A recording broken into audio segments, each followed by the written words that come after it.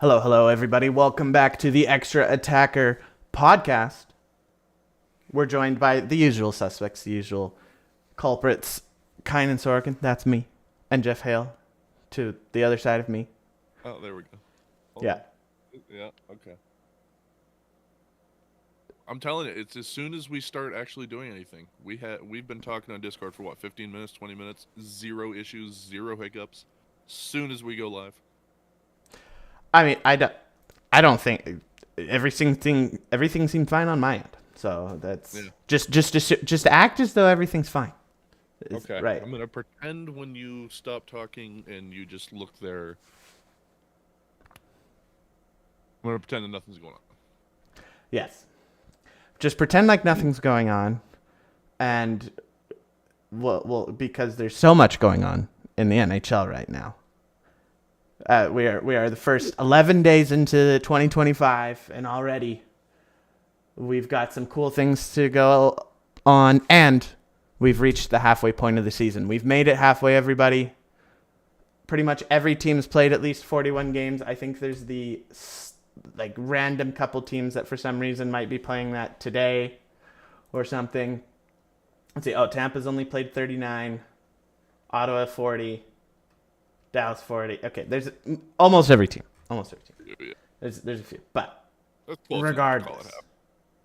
regardless, we're diving in here, and we're gonna start with the usual thing that we always start the day off with, which is our LV watch, looking at how close the grade 8 is to passing the great one in goals scored. Jeff, how many are we away now? We are currently 23 goals away. And in Ovechkin land, that's like 2 days. So, what? Yeah. I don't know why I didn't even think to look this up. I'm curious now, because he's 23 away, but how many does he have on the year? I can show you. If you take a look at our screen here. Okay, I'm going to stop looking things up. See, I had to...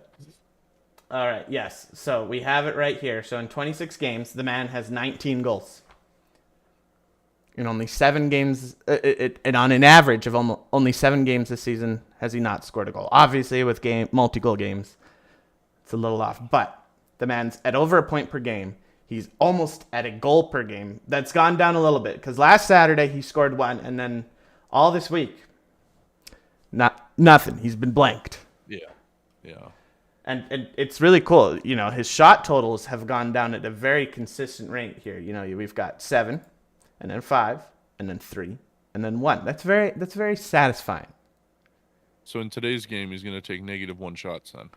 If the trend continues, he'll somehow subtract a shot from his team. He's going to shoot. He's only going to have 1 shot, and it's going to be on his own goal.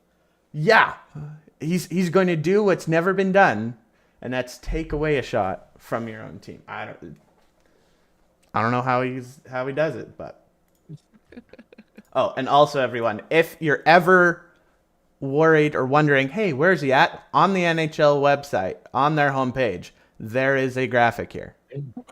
It is beautiful. Yeah. And it is very clear. Yeah. Yeah.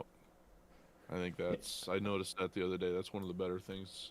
It's simple. Just put that banner there, but it's very helpful. Their social media, they've got a good social media department. Oh, yeah.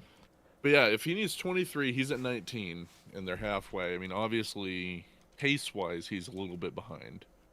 But we also have to remember he was out a week and a half, 2 weeks with a broken leg. So 5 weeks, actually. What was it? Shut up! It was 5 weeks. It was 5 weeks. He was out for 5 weeks with that broken fibula or whatever. Fibula. Jeez. A bone in the leg.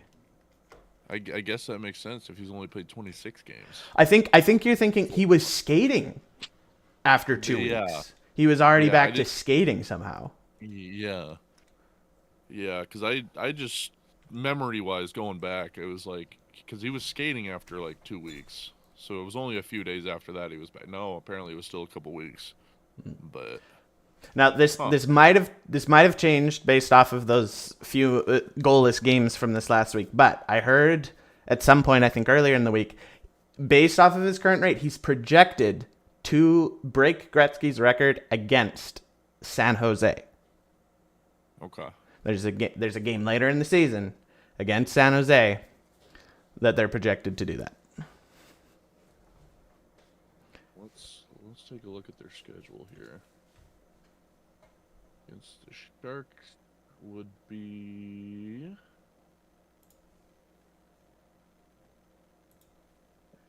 Why am I not seeing any Sharks games?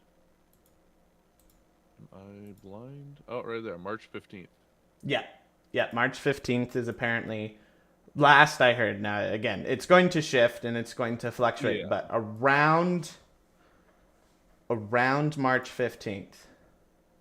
Right there. Unfortunately, that's an away game. So maybe he's just trying to delay it a little bit so he can do it at home, because there's nothing worse than breaking setting a record like that at an away game.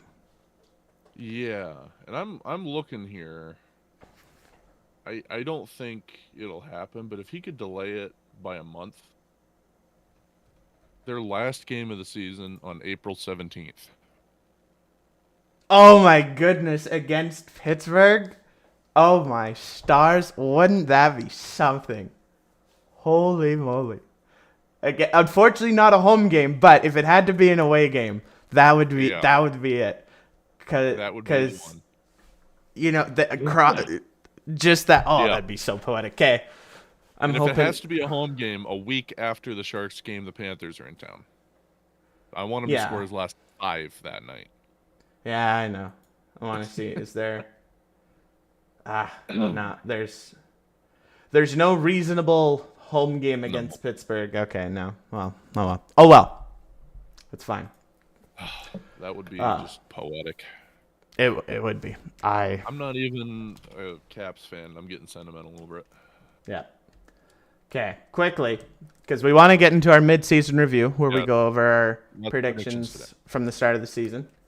But Florida, you mentioned, speaking of Florida, getting two outdoor games next year. Outdoor games.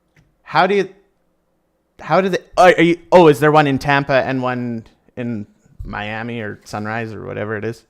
Sunrise, yeah. So it's, I don't remember which one's which, but the Rangers are playing one of the two and the Bruins are playing, I think it's Tampa Bruins and Panthers against the Rangers. I think that's the matchups, but yeah. Have those in New York and Boston then, because places that are cool. That you can actually have ice outside, because they're doing it in indoor stadiums stadiums that are outdoor. They are outdoor stadiums. One of them's in Raymond James Stadium. I don't know if you know anything about Raymond James Stadium. I don't know. That's where the Tampa Bay Buccaneers play. Okay, that makes sense. Does it have a closing roof, though? That's the thing. I don't know. It may. I don't know enough about the stadium. We can find out, though, by the power of Google. So that's the Tampa one. And financing and construction. I don't care. Opening further developments. Features. There's a gigantic pirate ship. Ooh.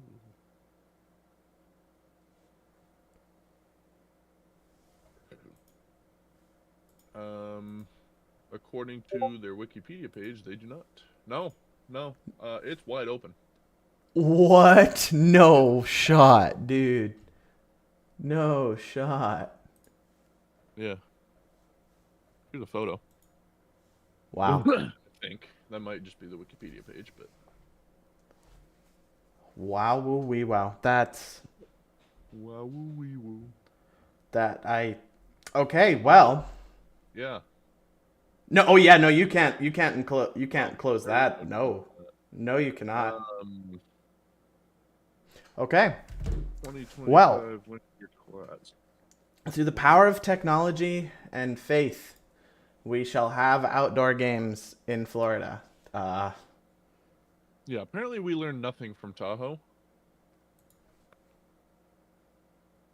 All right. I mean, sure. It's Panthers are hosting the Rangers on January 2nd, while the Lightning will host the Stadium Series on February 1st. And that's what I thought. The Panthers are hosting it at Lone Depot Park. Do you know anything about Lone Depot Park? That's where the Miami Marlins play baseball. Oh, you also Outdoors.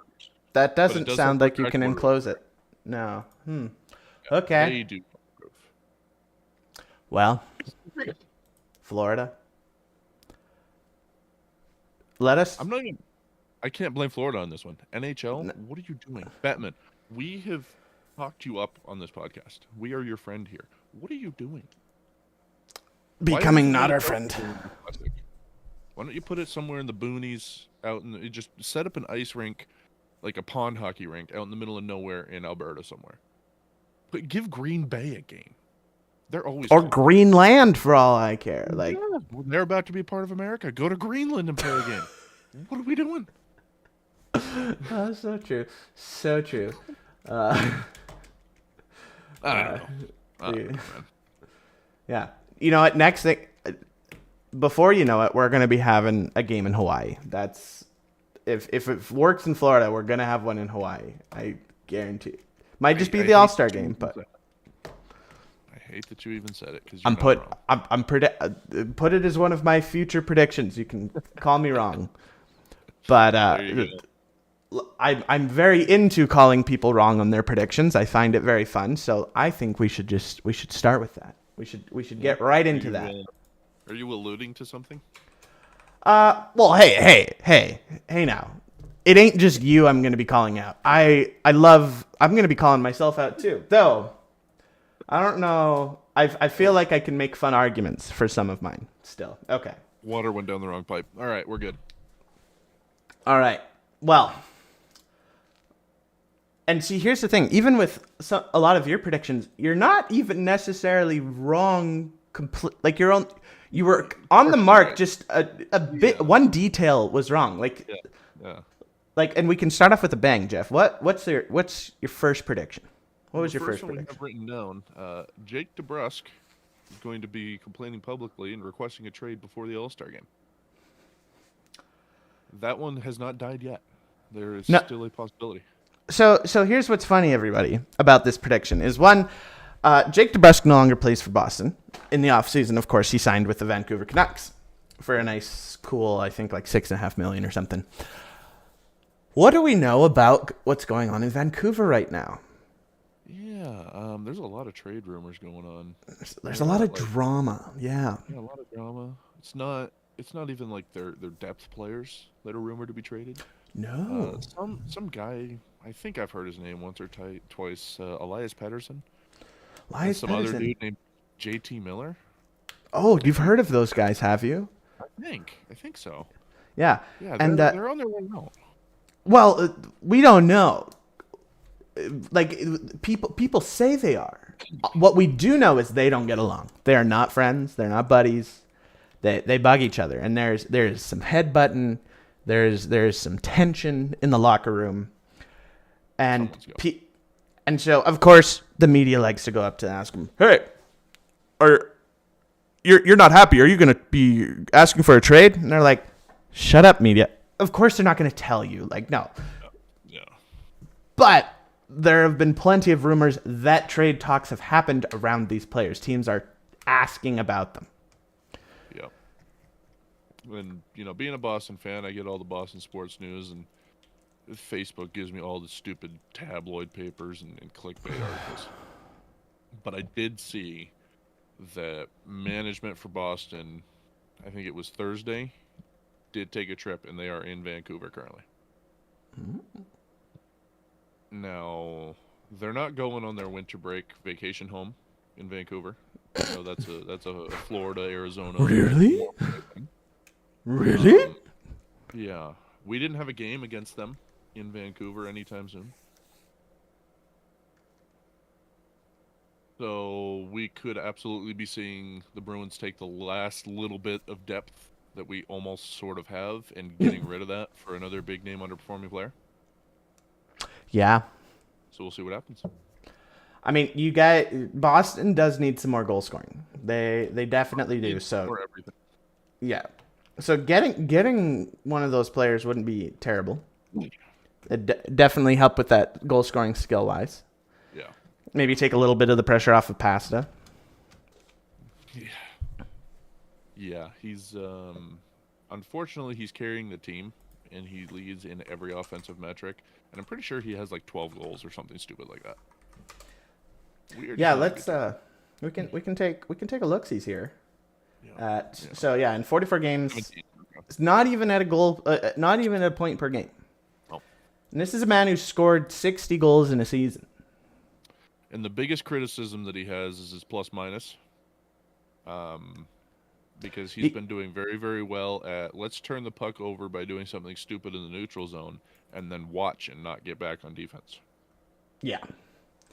Yeah, I mean, career-wise, his plus-minus is great. Now, there's a lot to be said about don't read too much into plus-minus. There's a lot of arguments to be said for that, but you can find when in his career he's a plus 132 and this season he's a minus 9. Like you can notice trends. Yep. And because you don't put too much stock in it, but I also don't believe the people that go too far the other way and plus minus means nothing and there's no valuable information to be gained from that. I don't go that far with it. Yeah, I mean, there's something to be said about when this is his first season in his career where he's a minus player. Every season before, he's been a plus. Like with his worst being the second season in the league, which everybody's going to have a sophomore slump, and he was still at a plus 3. Yeah, exactly. Like he's still. Yeah, penalty minutes. He's already got more penalty minutes than he did that year, and he's not an enforcer, so he's not expected to get a lot of penalty minutes. No. And he's unfortunately he's the best we got right now. So it is ugly in Boston. I know we talked in depth about it a couple weeks ago, and it ain't getting any better. Yeah. Fun fact for you, speaking about as bad as it is in Boston, I did see a graphic this morning, and I wish I would have saved it or sent it to you. The current top 5 in the Coach of the Year race. Mm-hmm. Bruce Cassidy's number 4. Yeah. Yeah. He's... Go Boston. Go Boston. Anyway. Okay. My next prediction. This one's good. Horribly wrong. Which is a really good thing. This is one you want to be wrong about. It is, and I'm a little excited about it. I said PLD was going to be underperforming, and make headlines again about his poor attitude by December 1st. What kind of headlines has PLD been making? That he's on fire. He's doing fire. a He great finally job. found a locker room he gets along with. Everything's great for him in Washington. Yeah, I could not have been more wrong. Yeah, look, it looks like he's 33 points in 42 games. Like that's that's not as high producing as you'd hopefully want, but he's never been a point per game player. Nope. He's very much never been a guy, but I feel like he's been kind of forced into some roles where he almost had to try to be the guy. Yeah. Yeah, and I think that's maybe why he had all those issues and had the problems, was because the teams were asking him to be something that he's not. Yeah. But now he can just play. He can just enjoy it because, again, the Capitals, they're just here to have a good time, and it's a system that's working. And so he's buying into it, and just look, he's performing and with a positive attitude as well. Oh yeah, messed around and have one of the best records in the league with a tight grip in a playoff spot right now. So. Oh yeah, Washington's making the playoffs, no question. Oh yeah, which is really bad for our predictions. But anyway, Shark. We mentioned this one. I feel like every week. Sharks under 20.5 wins. Still available, but we're not trending in the right direction. They are just above the point where they'll hit the over. Mm-hmm. Mm-hmm. And it's looking right now actually like there's no one in the league that will hit the under on that. Which I mean that's good, I guess. Yeah. For league parity, absolutely. Yeah, yeah. Yeah. Yeah. Let's see. Oh, Nashville's up to 13th now, or 13 wins rather. Yeah. Yeah, they're not the absolute bottom of the league anymore. Yeah, good for them. So everyone's there, but I mean there's still time. There's still time for the Sharks to tank. And I think it just depends on how much they really try and embrace Celebrini doing a good job, you know? Yep. So we'll see. Yeah, they're a surprisingly good team. They have a lot of young talent, so I don't know if it was you or somebody else I was talking to, but I'm fully expecting 5 years from now they'll be back in the Western Conference Finals conversations. Oh, no, that was me. Yeah. No, yeah, no. Or no, maybe it was someone else. I know last week we were talking about how San Jose's got a really great young core and how they're definitely like their big issue the last couple of weeks has been holding on to leads. They've been getting leads against big top tier teams. They were just up 1-0 against us last night. Yeah. Then blew it. So it's the third period. It's holding on to it in the third period. They'll get a lead going into the third, and then they had a string of like 5 games in a row a couple weeks ago where they had a lead going into the third and blew it. Yep. It was about a minute and a half left, and Barrett Hayton put a goal in to put us up 2-1, and they just there you go. That was how they lost it. So there you go. Utah's bad in the second. San Jose's bad in the third. Who's bad in the first? Can we make like the ultimate super team of crap? Like who's bad in the first? I'd have to look. They do keep track of that stat. They do keep track. Yeah. I don't know where to find it, but we're on my list of things to do. It's how to find better stats. Yeah. So we'll have to make a note of that. Yeah. Next, I've got the first goalie goal. I did have a prediction on that. Which I mean, UPL. Yeah, the goalie of the Buffalo Sabres, which I found wild. Ukko-Pekka Luukkonen. You found wild, huh? Yeah. Yeah. Which, because I'm like, okay, the fact that you're predicting a goalie goal is happening this year at all, because they're not a common thing. They do not happen every year. That's not something you can bank on being a thing. So, props on just predicting that there would be one this year at all. Yeah. Well, especially since I believe we had 2 last year. I think so. Yeah. At least one. I think there was 2, though. Yeah. But I changed the color in the notes. Oh, perfect. Yeah. Okay. So for first goalie goal, you predicted correct, and I predicted Stuart Skinner because he's had one in juniors. He had one in juniors, and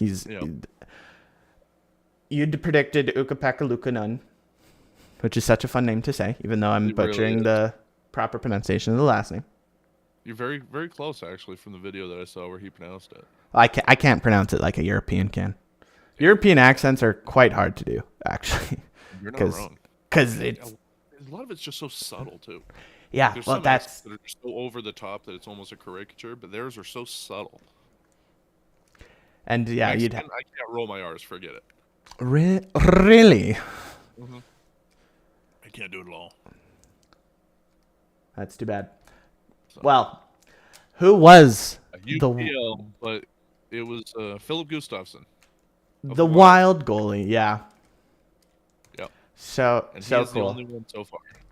So Though technically Logan Thompson also scored a goalie goal. I mean, technically, but does it count? For those who may not have seen, with the goal, so. That's true. That's true. For those who don't know, yeah. Are you looking it up? Yeah. I'm looking it up.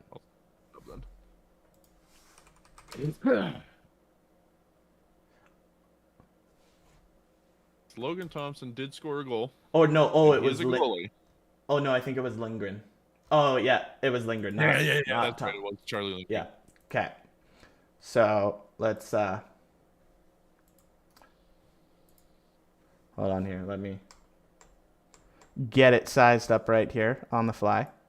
Definitely prepared for this, but yeah. So here we go. Oh, I froze it. Here we go. Let's try this again. I love buffering. Yes, me too. Buffering. It was just working. Hold on, let me refresh. Hold on, everyone. Here we go. We're professionals here, everybody. There we go. And Charlie Lindgren gets And the then puck just and back, tried to send it around the net. Routine play, and backhands it into his own net. Charlie Lindgren. So he also has a goalie goal this year. I count it. I think it's legit. Well, here's my question, and I'm pretty sure I know the answer, but I'm not 100%. Who's credited with that goal? It would be the last Tampa Bay player that touched it, right? Yes. Yeah. Okay. Though there is a scenario where that does technically count as a goal for him, I believe. I remember reading this in like a hockey facts book as a kid. If there had been no one in the game for the other team yet who had touched the puck, and therefore no one to technically credit it to, I believe it does go to the person who put it in the net. But that's so rare because that would literally have to be the start of the game and no one else had touched the puck. But there had been a case in the history where it had happened, so it then is therefore a rule. Not on the ice. So like if I sent it down and then I jumped off for a line change. Yeah, then it'd be yours. Like it's literally just no one in the game yet. Wow. Well, yeah, it's so rare. You don't have to worry about it. But yeah, congrats on predicting that. Sorry you didn't get the right goalie. So a point to you. I'll take the half point. Yeah. I have no idea even where to look this up without just literally punching in tons of numbers. I also predicted this year we're going to have the highest league-wide goal total of all time. I don't know if there's an easy way to look that up, so I have no idea how we're looking on that. Though, anecdotally, I've seen a lot of shutouts, a lot of low-scoring games. So, if I had to guess, I would say we are not on track for that, but I don't know. Well, see, here's the funny thing, and yeah, I tried to do a quick little search for it, but it's just giving me player stats. So we'll have to do a deeper dive into that. But here's the thing: you might not be far off because we are trending towards one of the lowest league save percentages of all time. Okay. Because a few episodes ago, if you'll remember, we did that discussion on the trending down of save percentage in the league and how we're on track to possibly have the lowest of this millennia and, lowest in 30 years or something, the first time in 25 or whatever that it's below 900, all that jazz. So when save percentage is down, there's a chance that goals were probably going to be up. Yeah. So we'll have to figure out a way to find that because I have heard talks of that sort of thing, and so we'll have to see. We'll have to find a way to do that. But that one I wouldn't say is super far off.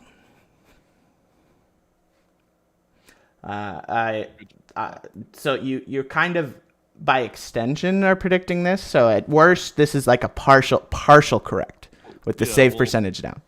We'll see how close we are by the end. Yeah. Toronto.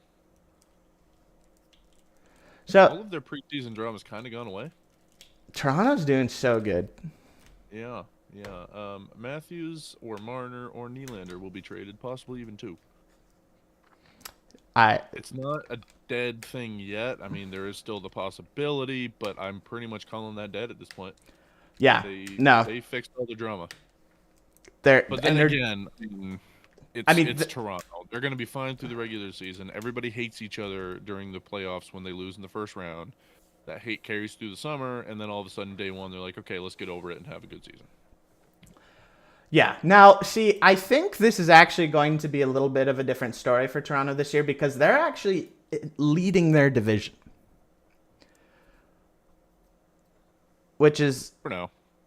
For now, but this is not normally the case. They're never first in their division. This is a new thing for them. They're doing way better, and they're close to even leading the conference. They're second in the conference, right behind Washington.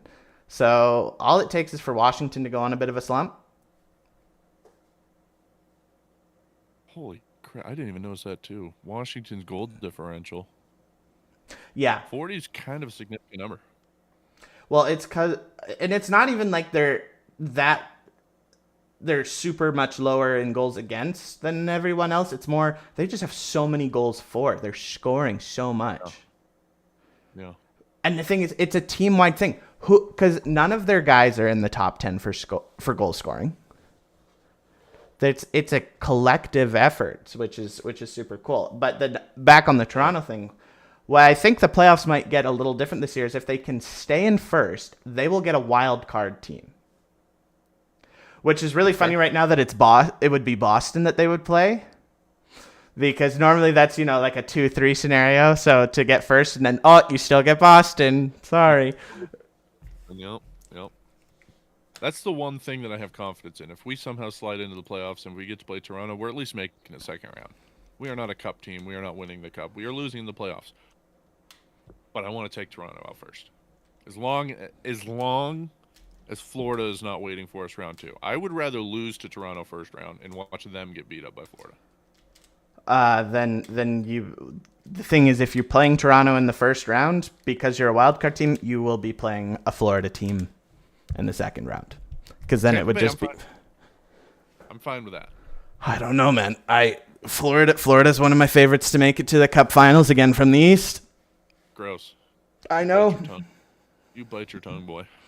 I gotta be objective. I gotta speak my mind, speak truth, and that's one of the things I think. But what I find funny about this prediction again from you is, again, right concept, just wrong team. Yeah. Because it's the New York Rangers out of the East that is having this, where you have Kreider, Trocheck, Fox, Panarin, like just essentially anyone's up for grabs. Trouba's gone, and he's not the last one who's going to be leaving. Like, someone's going to be leaving. So, the core out of Toronto with possibly 2. Well, the core out of New York, one's already gone.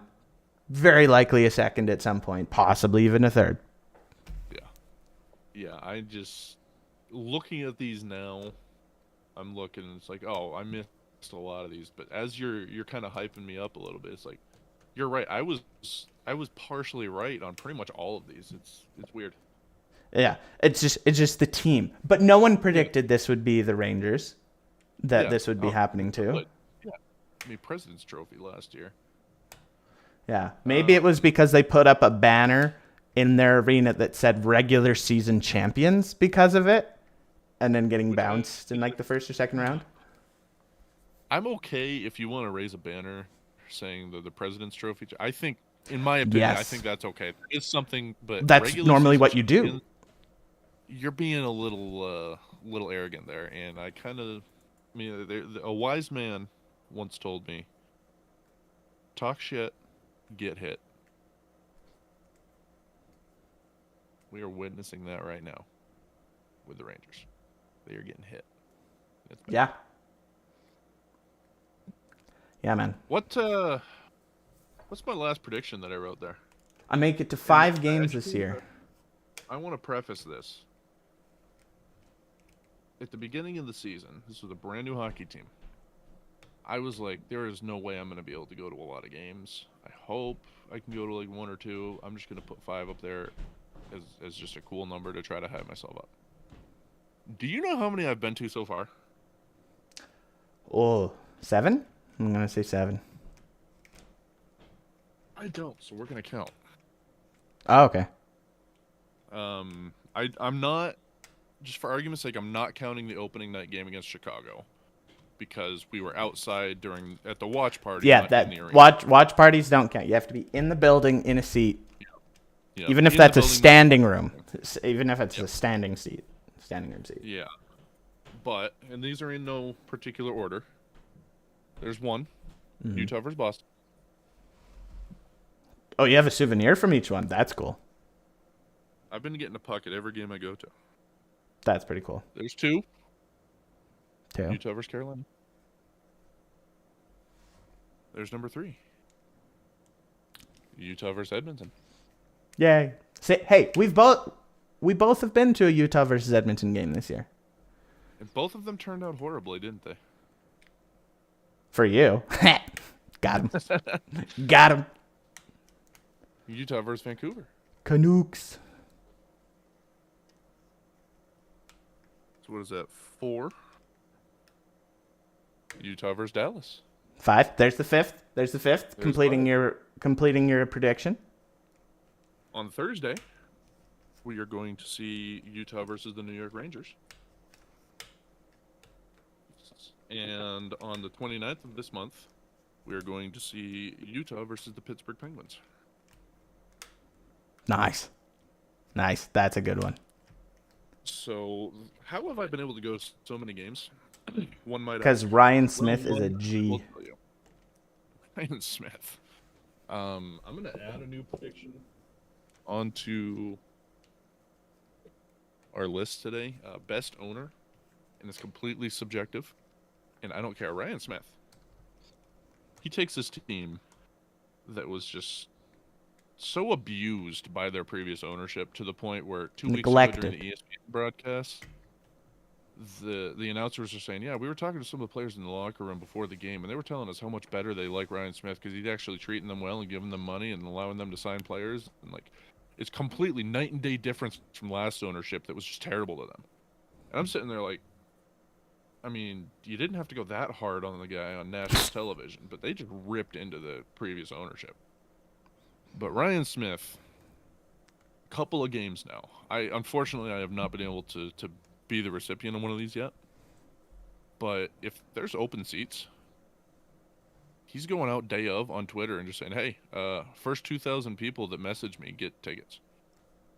He's done that for like 3 or 4 games now, just giving out thousands of tickets to fill the building. We currently have 2 promotions going on that we're taking advantage of here in our house. Number 1, my old college email address still works. And if you're a college student, you can get a pair of tickets to 3 games for $10. And nice. With said ticket comes a water bottle and a hot dog. Nice. Now, is it obstructed view or regular view? So it's the obstructed view seats, but obstructed view, it goes over around the sides a little bit to where you're kind of at that diagonal where I can't see the net, but I can basically see 95% of the ice. So it's obstructed, but it's not obstructed. Yeah, they have to say it's obstructed, but it's mostly not. Exactly. So that's how we got tickets to the Pittsburgh game coming up at the end of the month. We still have 2 more games that we can go to on that deal. Plus, if you go shop at Smith's grocery store here in Utah, and this is for anybody who happens to be in Utah, take advantage of this deal. They've got a promotion that just started, what is today, the 11th, so it started 3 days ago. If you spend $20, you get a voucher on your receipt for tickets. 2 tickets to any game for $10 that come with a water bottle and a hot dog. If you spend $40, you get a voucher for 4 tickets. If you spend $80, you get a voucher for 8 tickets. Do your shopping at Smith's, get hockey tickets. Dude, this is so smart. This is so smart because you guys are raking it in merch sales. You're building hype. You're getting exposure because that's the thing. Sports is a long-term investment.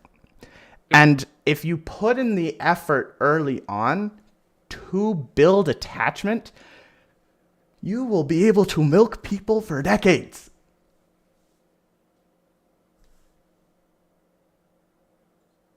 Uh-oh. Why am I able to see you still?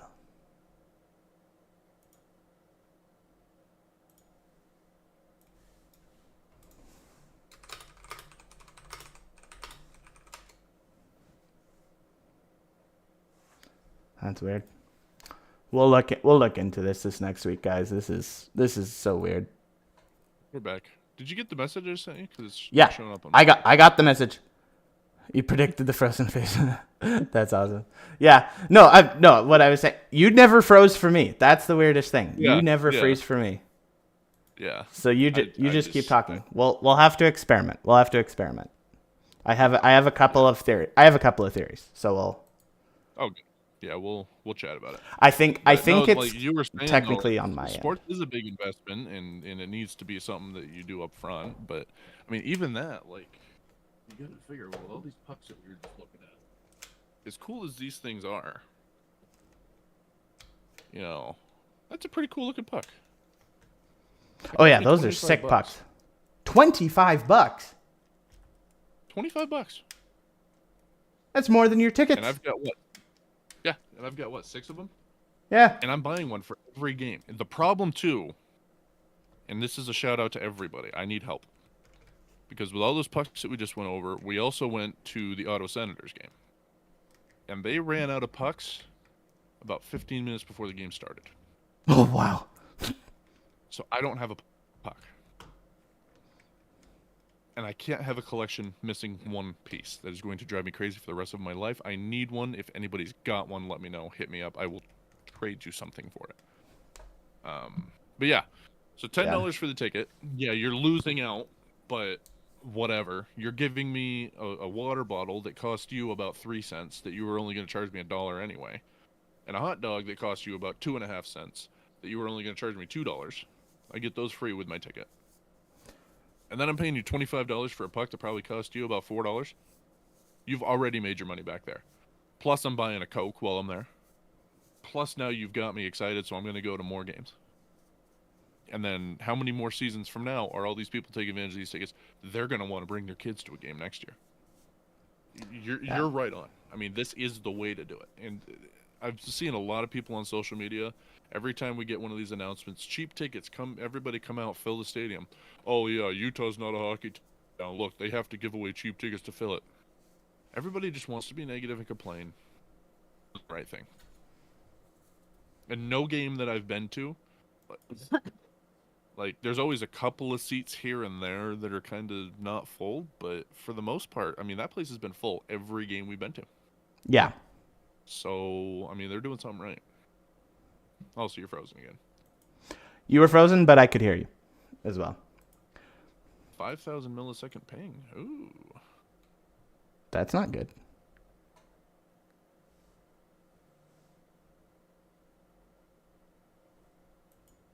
You're back now. Oh, good. So yes, that was a long-winded way for us to get around to. I have hit the goal of 5 games. I may even double it this year. We'll see. Do you want to update that prediction then? Do you want to have, or for any of those? Do you want to change it? I think I can make new predictions. I don't necessarily want to change the predictions that I made, but I'm gonna add a new one for the second half of the season. I'm gonna double that to 10. Okay. Because yeah, I've been to 6, so I mean we're already over halfway. I don't know, 10. At this point, 10 doesn't even. No, we're gonna update it to 12. We're gonna push it a little bit. We're gonna do over under 11.5. Okay. I love it. 11.5. Great. That's awesome. Okay, now on to some of mine that we remember. So guys, we made a little bit of an uh-oh where I somehow didn't write down all of mine. And I hate listening to my own voice, so I really didn't want to go back and listen to the episode where I made these predictions. So we're going a bit off of memory here. But first one. Mark Stone on LTIR in time for the deadline. He's been on IR, not LTIR, but he's been on IR at 1 or 2 points this season. So there's still hope. However, and technically, the way that that's phrased, he will be on IR before time for the deadline. In time for the deadline. He was. I mean, that's one of those that's honest but not truthful. Or truthful but not honest, rather. Yeah. I mean, there's still time. It's because normally in the past, it's been, by this point, he'd be on LTIR and just be still on there till the deadline. So there's still time for it to happen. But I kind of have a bit of a modification to this now. I don't think it's the Golden Knights that will be taking advantage of this built-in strategy to the rules. I think it'll be the Edmonton Oilers. Because so at the start of the season, Evander Kane underwent surgery to deal with a sports hernia, which is just a lot of abdominal muscle problems, essentially, is what it is. Long story short. So he underwent surgery to do that, and that was supposed to be, kind of a 4 to 5 month recovery, so kind of putting him back in the lineup around February, maybe March, right? And the whole offseason, he could have undergone said surgery, but he didn't. They were looking to see if he could just recover. And start of the season comes, didn't happen, time to go through surgery, right? So this last week, Evander Kane underwent knee surgery. Since when does he have a knee problem? This is brand new news to me. This is brand news to everyone. In what world do you have a knee problem while you've been recovering from an abdominal surgery in the last 3-4 months?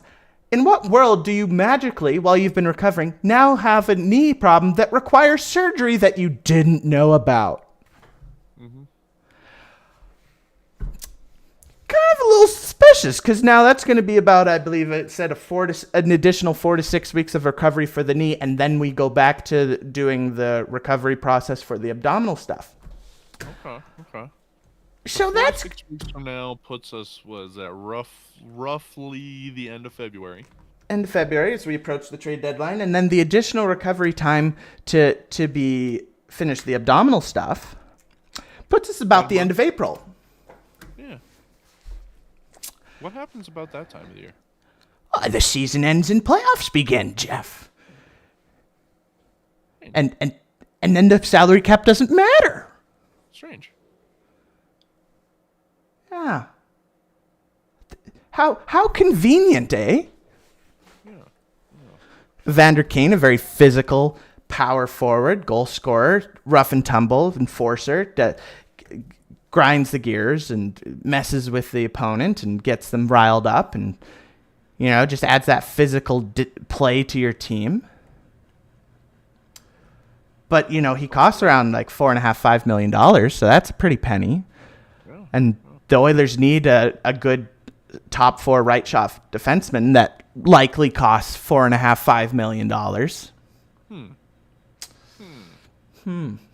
So what I'm hearing then is we need to keep our eye out over the next couple of weeks, month or two, and just see if they go pick up a $4.5 Oh, they're going to. Player. At the deadline, we're going to be getting a good right shot defenseman. That's a guarantee. Do you have a prediction on who yet? Or is that still a little... I don't even know. Okay. Because for 2 reasons. One, there's so much speculation as there's so many different defensemen that it could be. It's really just going to come down to the price point. And 2, the Oilers management has always been really good at picking up these players at the deadline that weren't thought of. Like, say, Matthias Ekholm a couple years ago. One of the most underrated defensemen in the league. And he's very easily become the Oilers' top defenseman. But I'd never heard of the guy before the trade. Yeah. So it's usually these guys that you don't know, super underrated, that the Oilers go for, and bang, makes a big impact. So that's... We're not thinking like a top name then. You're thinking somebody flying under the radar. Oh, yeah. Okay. Yeah, but it's going to be a right shot. We don't need another left shot defenseman. We have too many of those. Right shot. Okay. Yeah, so that's kind of my modification on the Mark Stone thing is I can already kind of call out the Oilers for playing the strat, but hey, if it gets us a cup, I ain't going to complain. It's worked for Tampa. It's worked for Vegas. It's worked I don't know if Colorado abused it when they won their cup. They might have just had enough team-friendly deals. Yeah. No, I think that because they lost a lot of their talent after. Yeah. Yeah, a lot of people left. Yeah, so, I mean, we'll see. Yeah. My next prediction, Demko under 30 games. It's looking pretty good. Yeah. And I don't know if you heard. He's injured again this week. Wow. He's Dude, having back spasms. Yeah. So, dude, I feel so bad for Vancouver. I don't. I feel bad for Demko.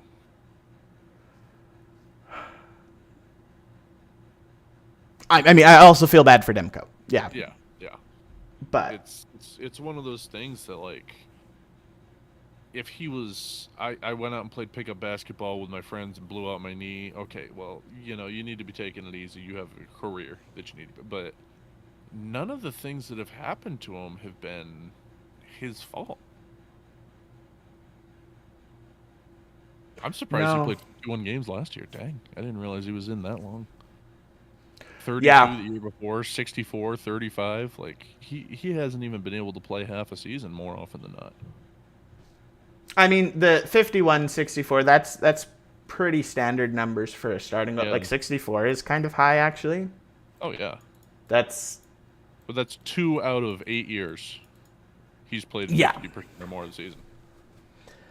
Yeah. I mean, I guess you could drop off his first year. If he only played 1 game, I'm willing to bet that was like he came up as a backup or a spot start or something. Yeah. So we'll drop that. But 2 out of 7. Not good. Yeah. Fantastic goalie, but yeah, you got to be able to stay healthy. Yep. I still believe, talent-wise, he is incredibly underrated, one of the best, if not the best in the league. Dude just can't string together 3 starts in a row. And so it doesn't matter how good you are if you're not on the ice. So yeah. I think you're going to hit that one. In fact, I'm so confident. I'm going to mark it in green right now. Yeah. There's no logical, realistic world in which he hits 30. No. Because he'd have to play so many more. Because, say, there's 40 games left. He'd have to play 75% of the remaining games in the season to hit that. Yeah.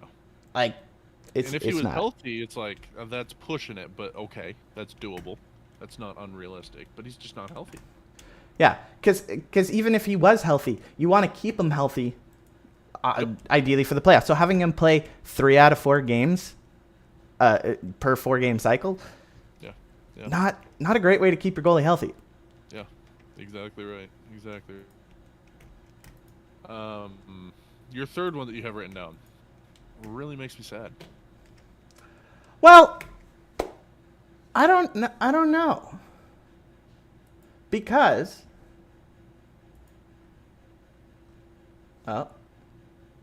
you froze. Okay, I have a couple guesses. We're gonna fix this. We're gonna have this fixed by next week. I guarantee it. Okay.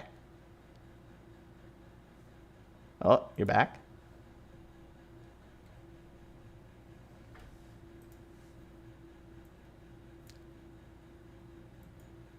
Whatever he said is accurate. Whatever I said is accurate. We're back. I have a couple guesses. We'll fix this. Yeah. I have some guesses. Next week we'll be on it, guys. Yeah, we'll be on it. Okay. So this one. So Allmark and Swayman goalie hug after Ottawa and Boston. It didn't happen after. It happened before. It did happen. They did hug just before the game. They did hug, but like. I know it wasn't the hug. The goalie hug. It wasn't the goalie hug. So yeah. I admit, I accept that was an incorrect prediction, or that prediction did not come true, but they did hug just before the game as friends. Yeah, and that's not even me like nickel and diming you out of the point. You can have the point for all I care. No. My prediction was wrong. They didn't do the goalie hug, and I'm still upset about it. It's because you I can't. get it. I understand it. It wouldn't be organic. It wouldn't be organic. It wouldn't be genuine. It would just be. Well, it would have been genuine. It wouldn't have been organic. I'll gonna take No, 50-50 I don't. there. I disagree. I don't think it would have been genuine. Because They still love each other. It would have been a genuine hug. But the one that you're referencing is about celebrating a win together. And so if they were to do that in a non-win scenario, it wouldn't be fair. genuine. They'd be just pandering to fans. I do see where you're coming, yeah. And so it's that kind of a hug. It wouldn't be genuine. They did something that was genuine and real. Yeah. It just wasn't that, because it couldn't be that, because that's something special for those moments. And it's sad that it's gone, but we're glad it was when it was. Yep. With that being said, though, around that time, I did see, because all the media was upset it didn't happen too, but they did start showing a couple of clips that Sway and Corpusalo, before games, they have like a secret handshake they do. And at the end of their handshake, they both grab their water bottles and like smack the water bottles together, and it shoots water up. And I'm like, that's cool. Like that, something new. We got to have some kind of tradition in Boston there. Oh yeah, no, that is cool. Really, dude? Oh, that's a great freeze frame. It's got to be because we're on streaming, because we don't have this issue otherwise. No, I definitely think there's something with the amount of stuff going on. I mean, you can still talk, I can still hear you, so just keep talking whenever that happens. It's just your camera freezes. So it's definitely something to do with. Yeah. So we'll play around with it. It's likely just due to the amount of input output stuff. But okay, so those are the ones of my individual predictions that we remember / were able to find written down. Yep. Now, on to predicting the standings. So I've got this beautiful graphic that the NHL posted a couple days ago. So this was as of January 9th, so 2 days ago. But if the playoffs started today, these are what the playoffs would look like. And for the most part, we were not too far away. Yeah. Okay? Yeah. I'd say for the most part, we had the right teams, not always the right order, but... Oh, our order was garbage, yeah. But we both, 12 out of these 16 teams, we had in our original final standings predictions. Yeah, we both had 12 out of 16. Yeah. The biggest surprise, though, to me, LA, is well, I mean, LA was doing great, but it's in the be East, that wild card too. Metro 1 versus Wild Card 2. Neither of us had either of these teams in our top 16, in our playoff teams. Oh. The frick is Columbus doing here? Like Washington, okay, I get it. They've got Ovechkin. They made some good moves, and they've done a really great job playing as a team. The fact that they're in the first position is crazy to me. I would have pegged them, maybe in that Wild Card 2 spot, but they're leading the East, almost leading the league, dancing with Vegas for that.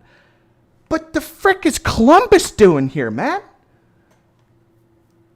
Yeah, we both just predicted Columbus to tank and be in the basement because of Johnny Gaudreau. Yeah. And they kind of started that way first couple of weeks, but I don't know if this is a case of, let's do it for Johnny. I don't know what's going on, but they've been playing good hockey, and they've somehow slipped into a wild card spot. I don't know that it lasts, but yeah, they're I mean, there. It's if we where's my standings here? Yeah, I mean, because there's a lot of teams hot on their heels. Yep. Montreal's been hot as of late, but I'll tell you. Can we just point out real quick? Even the Rangers are only 4 points out of that spot. Yeah, like that. As bad as they are. Yeah, Philly. It's kind of by this time of the year, by the trade deadline, if you're 5 points or less out of a playoff spot, you have a shot. It's if you're Buffalo, worst team. It's only 7. Yeah, they could still go. It's not going to happen, Buffalo's not going to magically. But just to the point we made earlier, though, as far as league parity, the fact that Buffalo being the worst team in the East right now is only 7 points out of a playoff spot. I do like seeing that. Yeah, it's really fun. It's really competitive, and it gives it a lot of who will, who won't, Yeah. sort of thing. But yeah, I'll tell you why Columbus is here, though. I'll tell you why. It's a man by the name of Zach Werenski. Yep. And if we want to take a look here at he's got my current vote for most underrated player in the league. Oh yeah, I managed to pick him up in one of my leagues for fantasy, because this guy, 48 points as a defenseman. Like guys, prior to this year, he has not been a point per game player. Okay, like as we can see, 528 games, 350 points. The guy is just blossoming. He was like yet another 2015 draft pick, absolutely popping off. 2015 was such a stacked draft year, guys. That was the McDavid year, right? Where there was McDavid, Eichel, the list goes on. But yeah, this guy has never popped off so much. But this year has really stepped into his own, and he's just he's playing like points wise, playing like Makar. But even I was going to bring that up too. He's only 1 point behind Makar for the defenseman league lead right now. Yeah, look at this. 48, 49. Yep. These two are insane. It's crazy. Okay? Like, I totally agree. The prediction of most underrated player, or even maybe you could argue most improved player, could be going to this guy. Yeah. So, this is awesome. But yeah. Washington, Columbus there. But, yeah, LA, as you were saying before. Yeah, I don't remember what you had them at. I had them completely missing the playoffs. Let's see here. And that was looking good for a couple of weeks. I also, yeah, I did not have LA. Yep. In there. No. LA was not there. And yeah, so they're notable. We each had as I pull this up, we're both missing 2 from the East and 2 from the West. So we're 6 out of 8 on both conferences. So that's pretty good. That's awesome. We're both notably missing Minnesota and LA. Those are the 2 that we didn't see coming. Minnesota just really, really stepping it up this year. I do want to point out though that even then, I knew Minnesota was going to be a playoff team. I didn't have them as high as they are,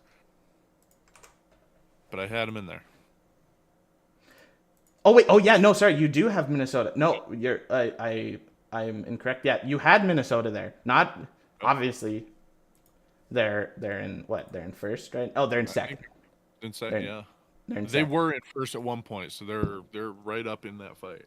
Yeah, they're totally there. Dallas is in that spot. We had Nashville and Colorado.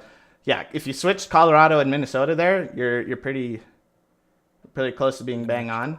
But Winnipeg, it's Winnipeg you underrated. I see, for me, we each underrated someone in the Central. I had Winnipeg making it. You had Minnesota. Combine us and we're perfect. Yep. In Winnipeg, yeah, they made the playoffs last year. They were a decent team, but I think they overperformed and they're going to tank this. Boy, howdy, was I wrong. I look dumb now. Well, I think we both look super dumb in our Nashville prediction. But who pegged Nashville as doing this bad? I mean seriously. They've made the playoffs like 7 straight years. They've been a really good team, and they just got better over the offseason. Added talent. We thought. Yeah. I don't understand them. Even now, I don't understand how they're doing as bad as they are. because well, they can't win on the road. That's their biggest thing. They're 5-14-4 on the road. Yeah. They at least have a winning record at home. They're 8-7-3. Yeah. But Utah's the opposite of that, I think. I don't know the exact records, but I just know we do terribly. Yeah, it's right there. Yeah. 6-4-8. I mean, that's not you've had more games on the road. Yeah, we had a 7-game road win streak. Really? Really? Yep. That's pretty cool, actually. Yep. Yeah. I mean, yeah. Both 2 in the shootouts. Yeah, that doesn't surprise me.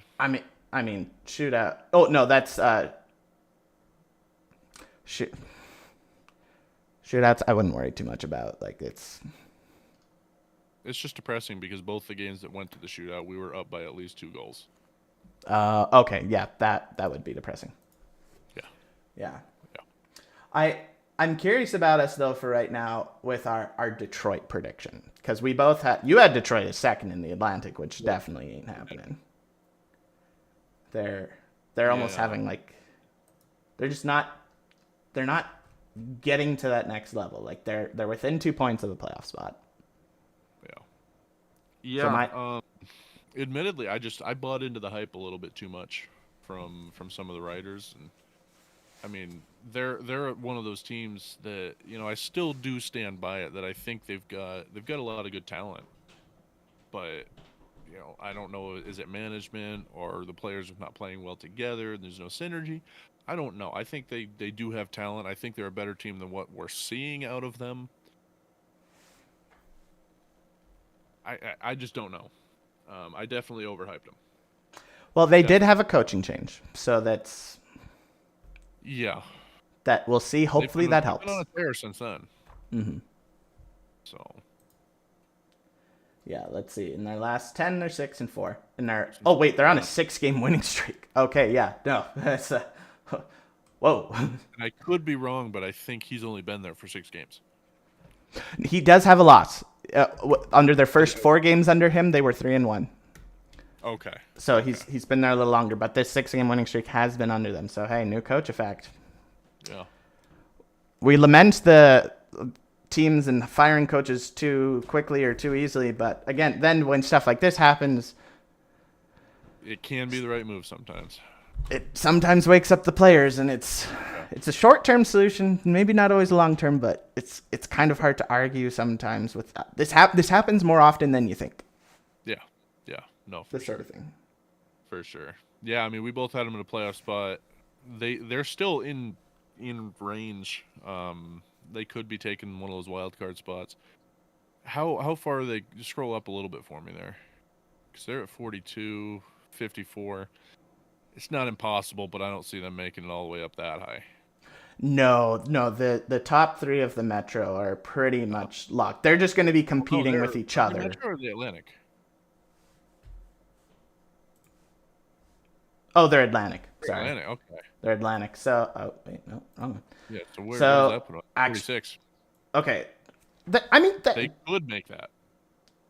I mean, Tampa, actually, to be fair, though, Tampa does have 2 games in hand on them. So, assuming Tampa wins those 2 games, Tampa's at 50. So, then they're 8 points. They're 8 points back. So, it's still pretty tricky. That's a little ways out, but 8 points is not insurmountable by any means.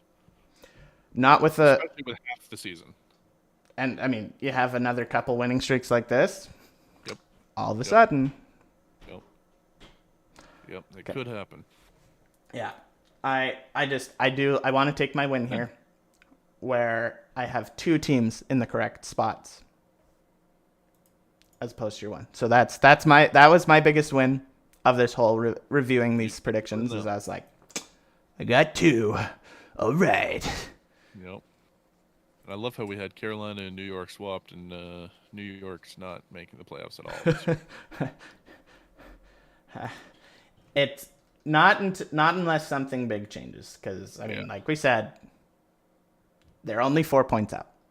Yeah, they have a game in hand on Columbus and 3 on Boston. Yeah, they've had a good week. This week they've had a couple good games. Obviously, only on a 1-game winning streak, but I think they've played 3 games and they've won a couple. Anything's possible, and that's what I'm liking. Yeah, I don't know. We'll see. Did you want to make any kind of changes to these predictions, or do you want to keep them the same? Just see where it falls by the end. I think I'm gonna leave it alone, just to see what happens. Because again, there's a lot of those teams that they could still shuffle around. If I had to make the predictions today, I would definitely be making different predictions. I don't think I think the placement on a lot of those, no shot. But I still think every team that both of us had in the playoffs, I still think there's a shot that those teams end up in the playoffs. Yeah. I do want to make a suggestion. I feel like because Nashville's so far out of it, I would like to give us the chance to both replace Nashville, just that's because that one's just going to automatically be a no-go. All the rest of ours could technically still make it, so I don't want to be like too cherry picky or whatnot. But I do want to give us both the option of replacing Nashville. And I did technically have Seattle in there, but after like the third week, on like episode 3, I said that I wanted to replace Seattle with Utah. I do remember saying that, so I feel I'd like to give myself that if you'd allow it, and give us both the chance to replace Nashville. Hit it. Okay, so I'm replacing Seattle with Utah. Bring the spreadsheet up for me here. Okay. So if I'm going to replace Nashville, I need to see who else I had in there. Minnesota, Utah, Dallas, Colorado. I mean, Dallas, Colorado, yeah. I'm glad I didn't have Colorado winning the division, because that's not going to happen. What? Well, I wouldn't say that. With their goaltend, now that they have goaltending, they're absolutely tearing it up. I mean, you're not wrong. You're not wrong. There's a lot of hockey left.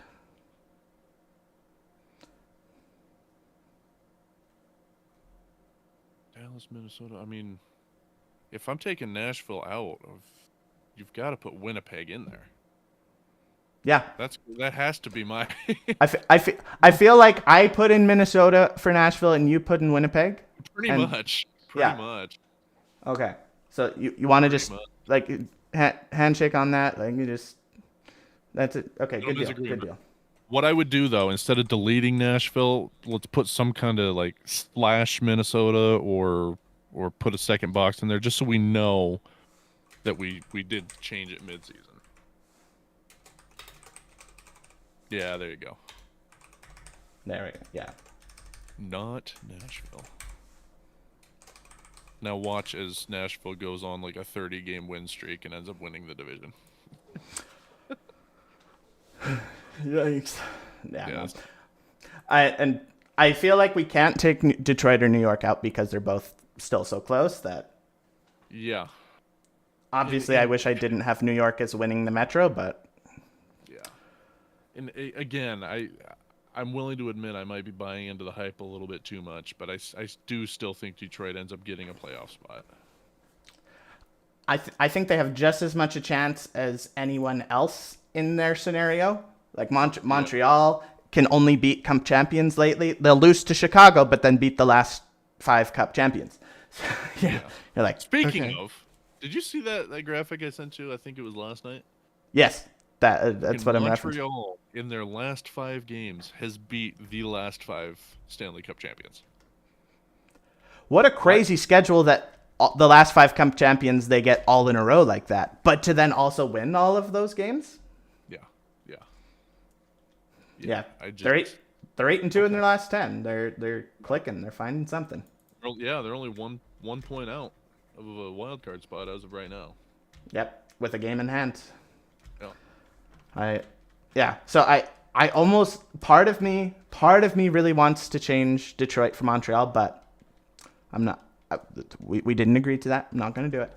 But I'm really liking them. Okay. So that's our standing predictions updates. Our awards predictions. Yes.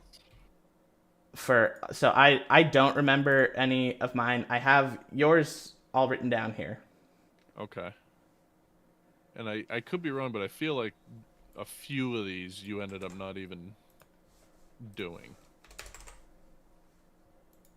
But I could be wrong. But because you have them written down and I don't remember what I did on most of these. So you're gonna have to tell us. I will copy paste. I'll copy paste what you put into there. So for most penalty minutes, you put in Liam O'Brien, spicy tuna. Yeah. Spicy tuna. Such a good shirt. Today. It is. It really is. I'm tempted here. I'm not 100% sold on it yet. But I'm thinking, because I'm going next Friday, Dylan Gunther's doing a signing, and I'm going to that. I'm tempted to bring this shirt and give it to him and say, I need you to give this to Liam for me. I'm tempted to do it. So we'll see. I may not have this shirt for too much longer. I may have to order a new one. But yeah, dude has started playing again this week after starting our first 3 games of the season and then never playing again. Mm-hmm. We've had a bunch of injuries. And points-wise, I don't think he has any points in the last... Because he's been up he does not... Games. He doesn't... In 8 games this season, he does not have a single point. No points. Okay. With that being said, just what I'm seeing out of him, he's there at the front of the net. He's making really good plays. He's putting a lot of pressure on opposing defenses, opposing goaltending, as well as playing the enforcer role. I would make the argument right now. I'm not saying he's a first-line player. I would make the argument that I think he needs a couple more minutes a game. I think he's earned that with how hard he's fighting and how well he's doing. Again, it's not showing up on the score sheet, but he's doing all the right things. Mm-hmm. So, yeah. This next one too, most fighting majors. This is another one that I'm gonna use your logic and give me a half point on. Matt Rempe has spent more time being demoted to the AHL than he has playing in the NHL. With that being said, I think my half point comes because he has more fighting majors than games played. Yeah. So that, which, I mean... So... But he may actually be leading the league. I don't know. I mean, I'm trying. To look that up.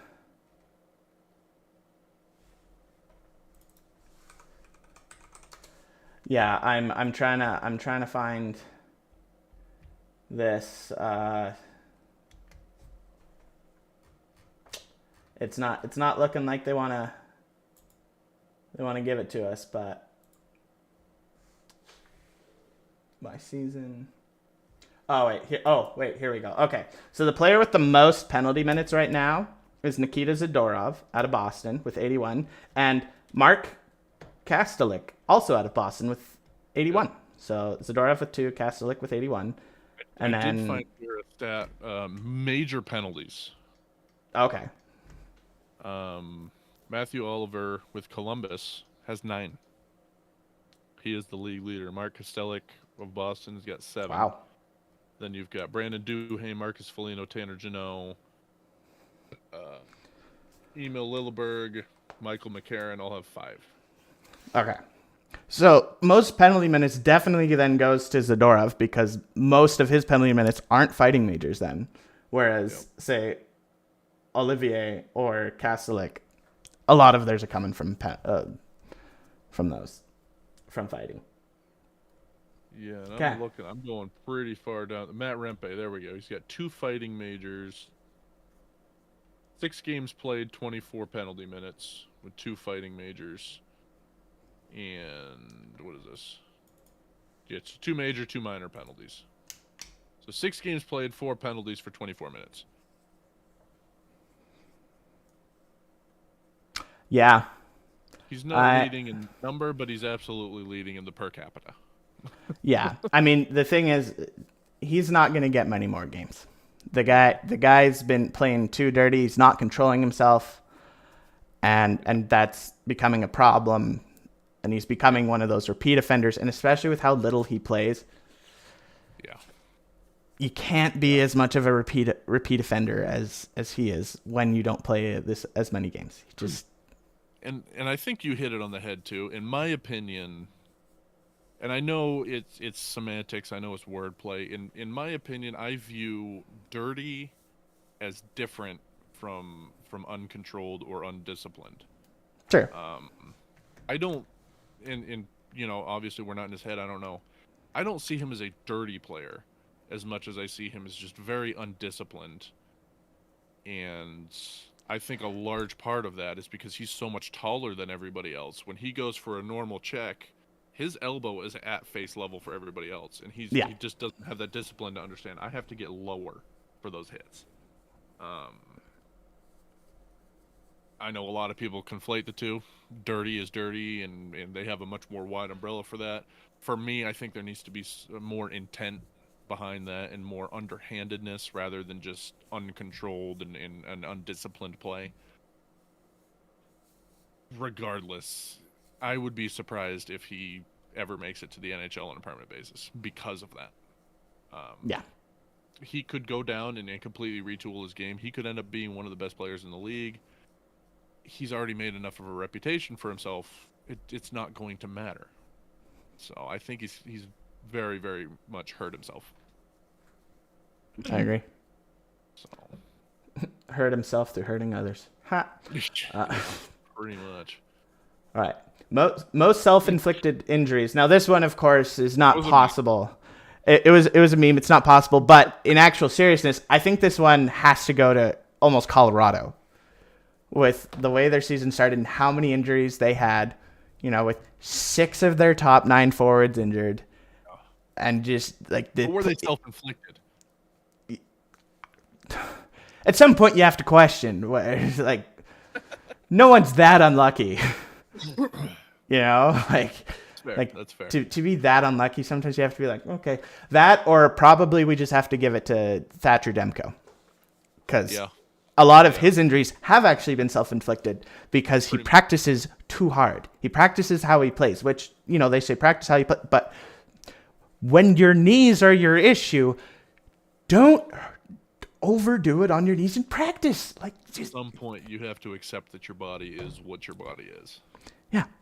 Take care of it. There's improving and then there's hindering. Yep. Exactly right. Okay. That one. This next one is even more embarrassing for me. The biggest drop off. So you said Linus Ullmark.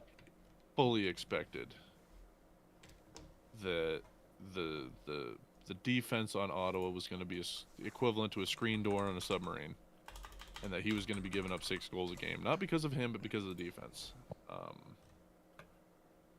I don't know that he's still got Vezina hopes.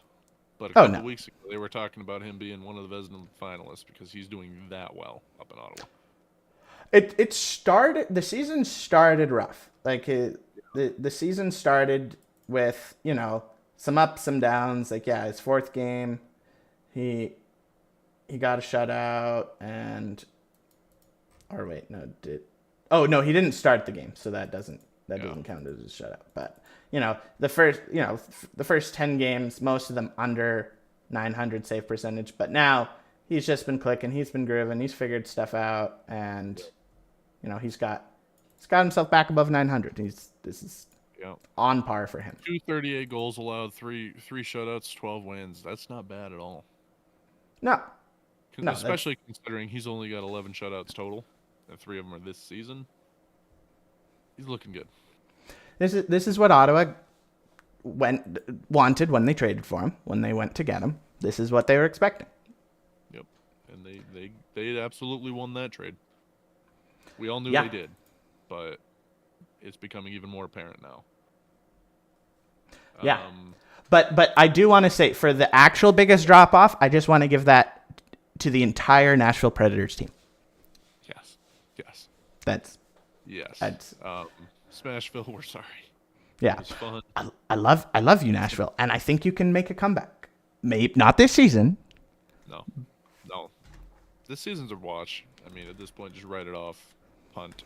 I've already heard rumors, and again, who knows how accurate they are, but some of their new acquisitions are on the trade block. Like Stamkos may not be there by the end of the year. That'd be crazy.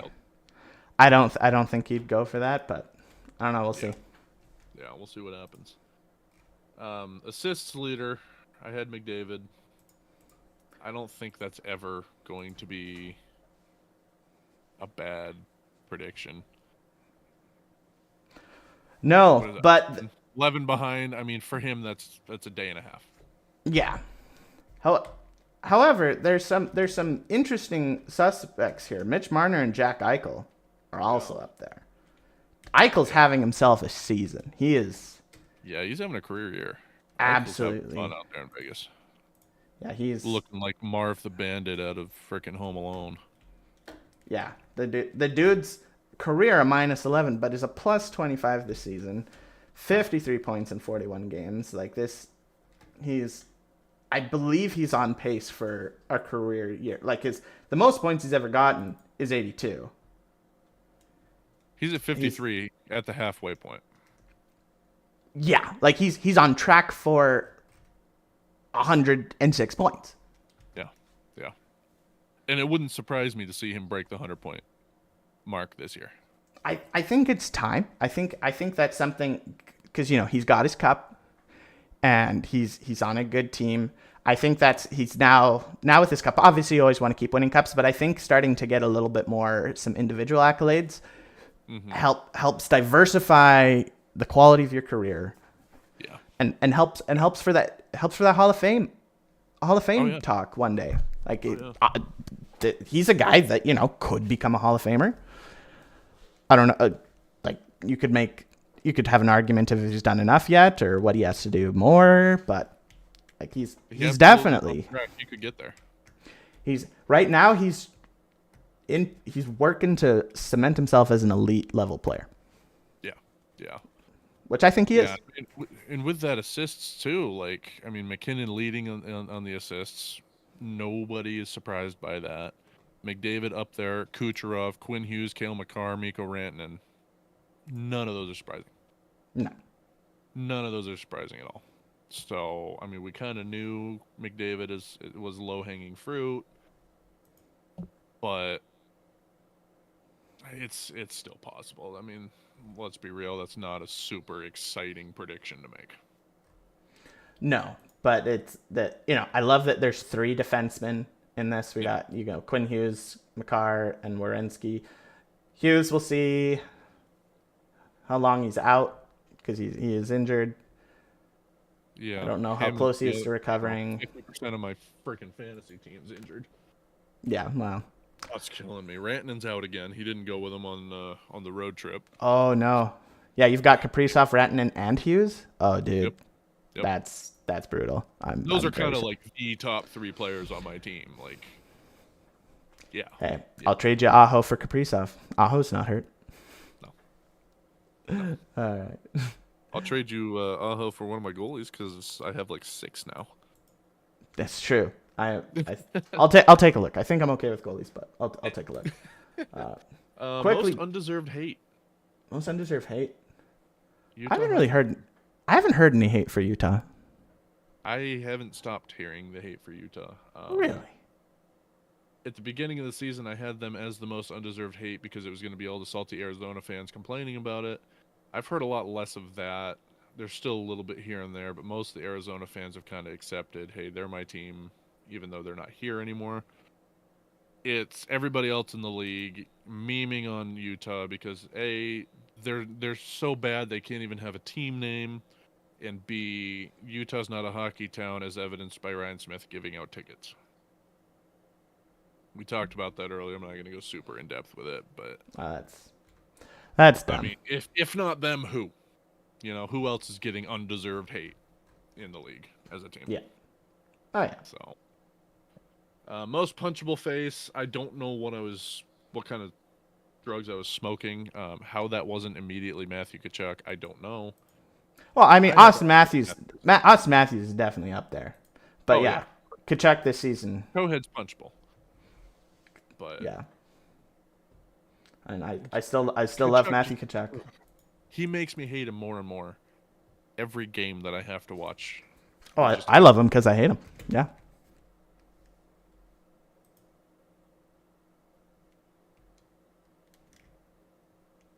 And he knows it. And I've seen 2 or 3 highlights just this week about his brother Brady as well. I don't understand how the league hasn't done anything about those two. There's a lot of other players. I'm not just saying those two. There's a lot of other players you could put in that camp. That they're going out there trying to hurt people. They're doing everything they possibly can to break the rules. And they go undisciplined, and that is the part that pisses me off the most. I mean, you watched Marchand do it for years and years and years. Like it's the thing. You're a rat, and you're going out and you're finding all the ways to break the rules at the borderline way, where you just avoid the discipline. And to give myself a little bit of credit, the years that he was kind of known for that and the face licking and all that, I wasn't nearly as into hockey as I am now. Sure. I was very casual fan, so I missed a lot of that. But if we go back and look, he also did get, I mean, the face licking, I'm not going to say that's not dirty, but I think that's more annoying rather than like underhanded and cheating. Well, sure. No, but a lot of penalties and fines for every little thing he did. He breathes on somebody wrong now, he's in the box for 5 minutes. I mean, I watched Tkachuk the other night against Utah. Literally 4 penalties on one play, and they only gave him a 2-minute minor. And even Paul Maurice was like, I don't know how he only got 1 penalty there. I cannot stand them. But anyway. I'm pulling up to see what he's got for penalty minutes this season. I mean, not enough. He's got, well, sure. And he's got 42 in 37 games. Like, he's getting penalized. And so, yeah. So it's, like, he's not completely flying under the radar, but yeah, I agree. For that. Just laughing at the Canadian accent. I miss it. Yeah. But yeah, I think Matthews definitely has some competition with Tkachuk. Oh yeah. He is. I don't think Matthews is a dirty player. I think he just absolutely has the punchable face. He just has that look about him. I just want to punch him. Yeah. You know. Yeah. Totally. Yeah. Okay. And then my final one here: Hart Trophy finalists. 2 of them were the low-hanging fruit. We had to throw 1 in there to make it interesting. And I was convinced it could happen. I still think he has the talent that he could be up there. But we have harped nonstop for weeks now on Nashville's struggles. I had McDavid, McKinnon, and Forsberg. Mm-hmm. Forsberg ain't happening. No. McDavid and McKinnon, it could happen either way. Draisaitl being up there, though? Oh, dude, my 3 now, because I think I had McDavid, McKinnon, and like my dark horse I think was Kaprizov or something. But my 3 right now, my Hart Trophy finalists are Draisaitl, McKinnon, and Hellebuck. Those are my 3. Interesting. Yeah. Okay. It's been a while since we've had a goalie win the Hart, but when you look at both last season and this season, Hellebuck's just absolute domination. He is living in domination nation right now. And like 33 games played and 25 wins. Like how five shutouts. He's literally getting a shutout 20% of the time. Unreal. Absolutely unreal. He's just got to 300 wins. And got to 40 shutouts and 500. Like the Winnipeg Jets just honored him for reaching both the 500 game plateau, 300 wins, 40 shutouts, all in this one go, giving him all kinds of silver and gold sticks and all kinds of crazy stuff. Like the guy is just killing it. So I think he's up there. McKinnon's obviously having a great season. McDavid's not having the most unreal season ever. Draisaitl is just showing. Draisaitl's out there having fun. He got his contract. And he's out there. He's dominating. It doesn't matter if he's playing with Like, Draisaitl has 61 points. He's leading the league in goals. Yep. And his wingers are Vasily Podkolzin, and for a while Arvidsson was hurt, Kasperi Kapanen, and now that Arvidsson's back, Victor Arvidsson. Do you know who Vasily Podkolzin is? I do. None of those guys are bad players, but they are absolutely role players and depth pieces. They're not number Are they one tops? guys. Yeah, Arvidsson's top 6 material, sure, but Draisaitl hasn't played with him most of the season. Draisaitl has not been scoring or playing with top tier wingers most of this season. Yep. And most of this is 5. Like, he's not even a power play merchant much this year. That's the wild thing. I'm gonna see if it'll show. That was his biggest criticism last year. Is sure he scored 80 goals, but like 90 of them were on the power play. That's easy. Yeah, you can't even make that argument now. Yeah, he's 7 of his 31 are power play goals. So take those away, just for argument. Take those away. He's down to 31, so 24. Where does that put him? He's tied for 4th. Third place. Tied for 4th. Tied for 4th. 1 away from the lead. Yeah, no, tied for 1st. Right? Yep. Like, dude. 16 of his. Yeah, he's a plus 24. His defensive game, his two-way play, Hart, totally. But the Selke for best defensive forward or two-way forward, whichever one it is, I'm 100%. Like, that's the stuff that normally goes to people like Mark Stone and Sidney Crosby. I think now you can start this season. You can put Draisaitl in. It's unreal. It would be real interesting to see, but he's going home with some hardware this year. I mean, I don't know which one, but I will promise that he is going home with something this year. Hopefully a cup, but also for individual stuff. Yeah. He's never won the Rocket, so that would be really awesome if he wins the Rocket. Has he won anything? Oh, he's won the Hart before. Yeah, he's won Hart, and I think he's won Art Ross as well. Okay. For most points in the league. Let's see here. Awards. So he won both the Art Ross in the 2019-2020 season. He won the Art Ross for most points, Hart Memorial for league MVP as voted by the writers, and then Ted Lindsay Award MVP as voted by the players. Okay. So that was his big year, but this year he's, I don't know, we'll see.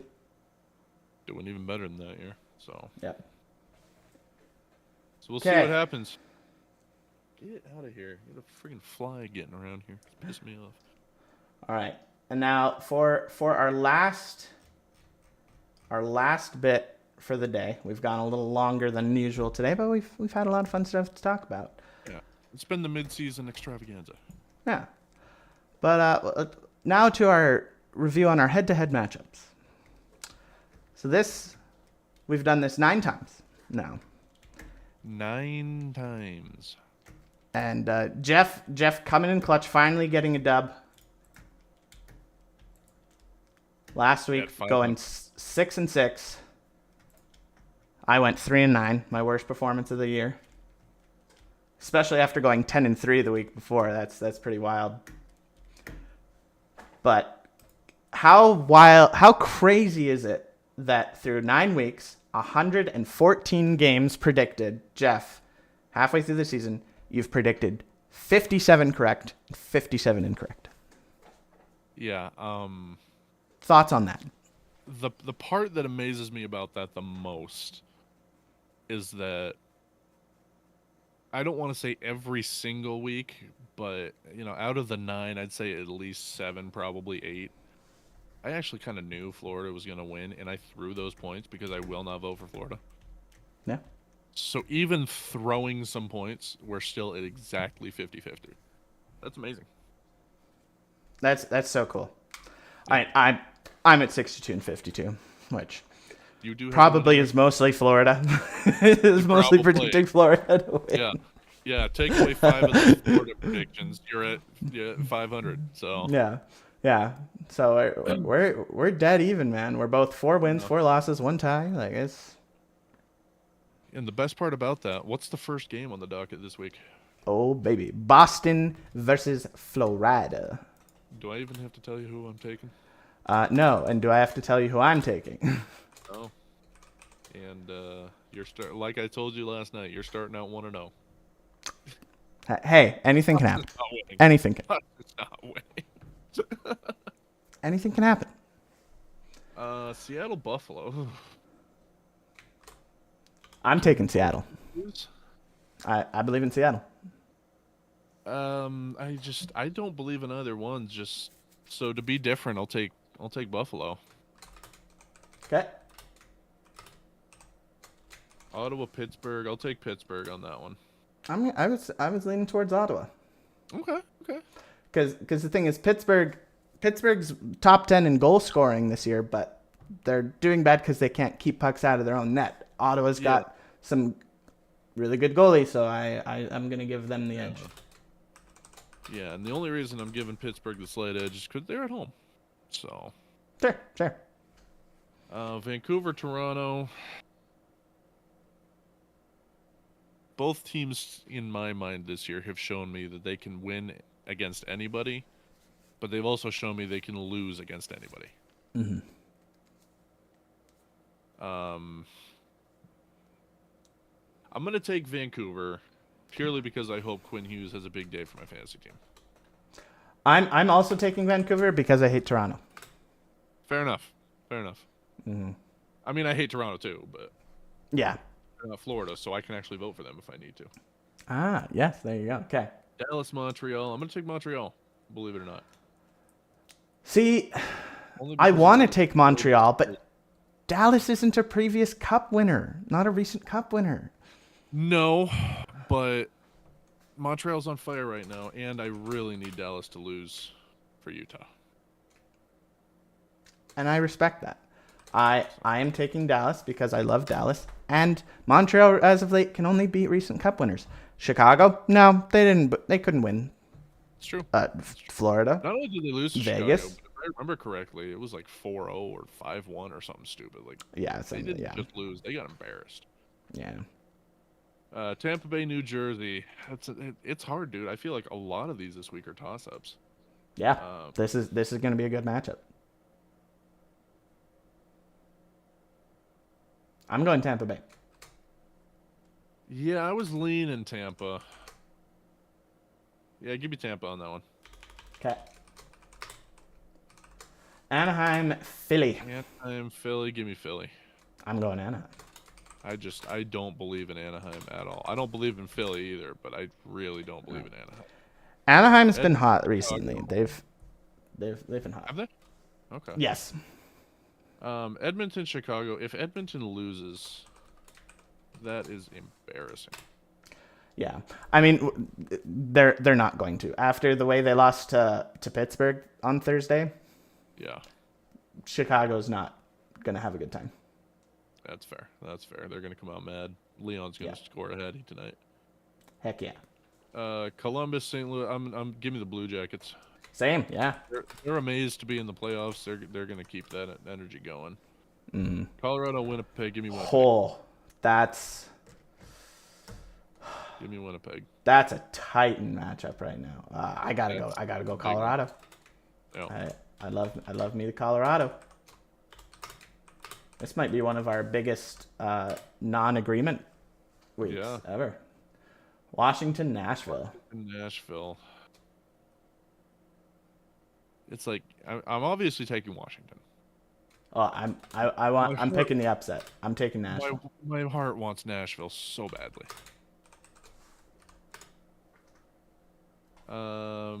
New York at Utah. Give me Utah. Yeah. We just won last night. We better get it together. Kings and Calgary. I need Calgary to win. I want Calgary to win. I'm picking Calgary. I know. I hate it, but I'm picking Calgary. I hate them both. Give me Calgary purely because I'm still not sold on LA. I think they're overperforming. I am not sold on them. I could be wrong. I am not sold on them. Rangers at Vegas. Give me Vegas. I'm trying to decide if I vote with my head or my heart, That's because fair. my heart wants to pick the Rangers. My head says Vegas. I'm picking New York. Okay. I love the Vegas Golden Knights, but I really need them to start losing a little bit more so the others can pass them. I really just like. That's fair.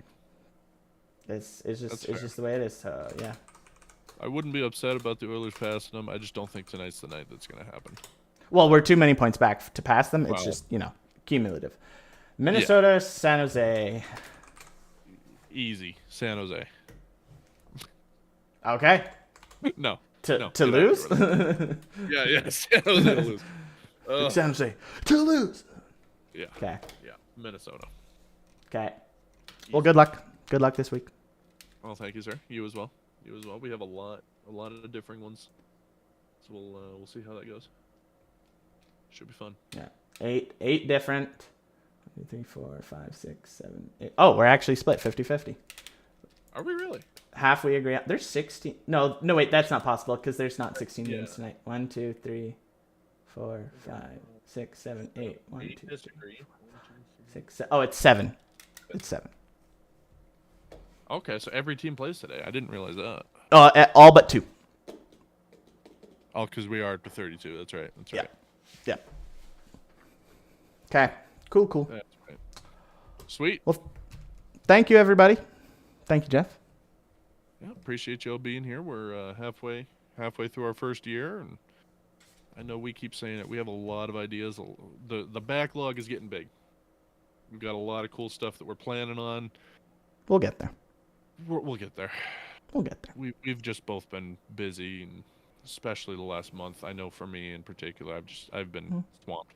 So things are clearing up. Be on the lookout. Oh, yeah. It's all good. Okay. See you, everybody. Gentlemen, go watch some hockey. Bye.